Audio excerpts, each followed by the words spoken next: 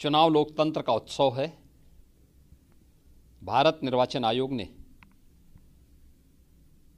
देश के सबसे बड़े राज्य उत्तर प्रदेश समेत 5 राज्यों में विधानसभा चुनावों की घोषणा की है। उत्तर प्रदेश पिछले 5 वर्षों के दौरान प्रधानमंत्री मोदी जी के मार्गदर्शन में, उनकी प्रेरणा से बदलाव और विकास की एक नई राह पर चला है। नए भारत के नए उत्तर प्रदेश में लोकतंत्र का ये महापर्व का हम हृदय से स्वागत करते हैं।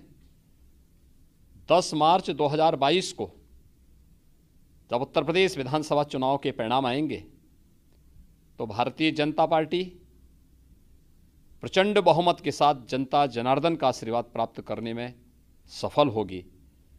इसमें कोई संदेह नहीं होना चाहिए।